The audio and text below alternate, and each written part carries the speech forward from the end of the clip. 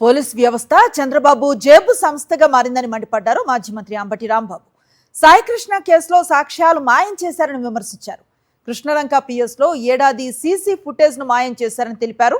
ఏ తప్పు చేయకపోయినా తనను అరెస్టు చేసిన పోలీసులు సిఐ నాగరాజును మాత్రం లాకప్లో ఎందుకు వేయలేదని ఘాటుగా ప్రశ్నించారు అంబటి రాంబాబు.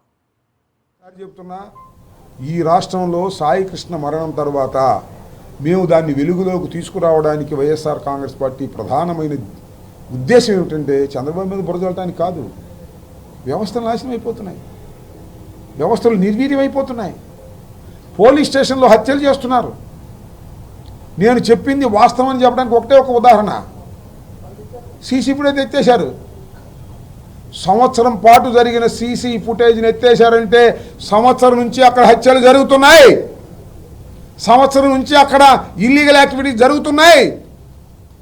నేరస్తులు చెప్పి కొట్టి పంచాయతీలు చేస్తున్నారు.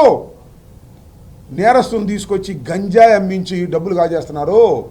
ఇవన్నీ ఆ 1 year సీసీ ఫుటేజ్లో బయటకు వస్తాయనే శుభ్రంగా ఎత్తేశారు.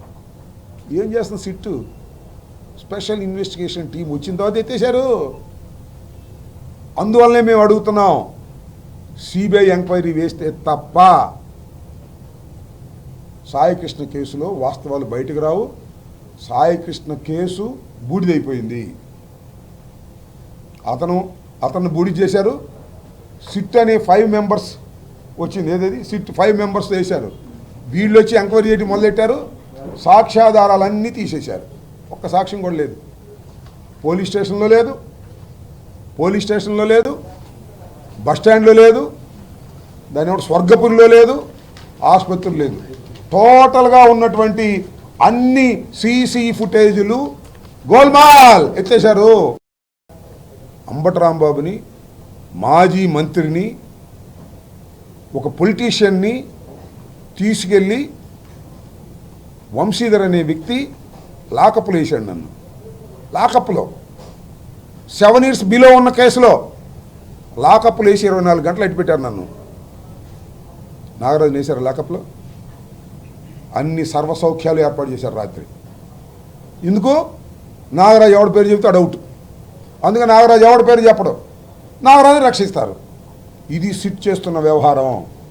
ఈ సిట్ అనేది special investigation team, the IPS officers టోటల్గా సాయికృష్ణ యొక్క దారుణ హత్య, లాకప్ డెత్ని తుడిచేసి సాయికృష్ణ దారుణమైన హత్యని తుడిచేశారు. శిక్షలు పడవు. రాసుకోండి వాళ్ళు. నేను చెప్తున్నా, ఏ వ్యక్తికి శిక్షలు పడకోకుండా జాగ్రత్తగా సిట్ మేనేజ్ చేసింది. 100% చెప్తున్నా. ఇలాంటి దారుణమైన సంఘటనని, భారతదేశంలో కని విని ఎరుగనటువంటి ఒక దారుణమైన సంఘటనని బరియలు చేసేశారు ఏపీ పోలీసులు. ఇంతకన్నా ఘోరం ఏం కావాలని అడుగుతా ఉన్నా. 1000 మంది రౌడీలైనా కూడా శిక్షించవచ్చు, కానీ పోలీసులు ఈ విధంగా చేయటాన్ని మాత్రం సహించడానికి వీల్లేదు. ఇది సమాజంలో చాలా పెద్ద ప్రమాదకరమైనటువంటి అంశం. రక్షించవలసిన వాళ్ళే భక్షిస్తున్నారు. భక్షించిన సాక్ష్యాధారాలు లేకోకుండా తుడిచేస్తున్నారు. వ్యవస్థకి పనికిరాదు. పోలీసులకి ప్రజల్ని కాపాడలేడు. చంపేసి బరియలు చేశారు.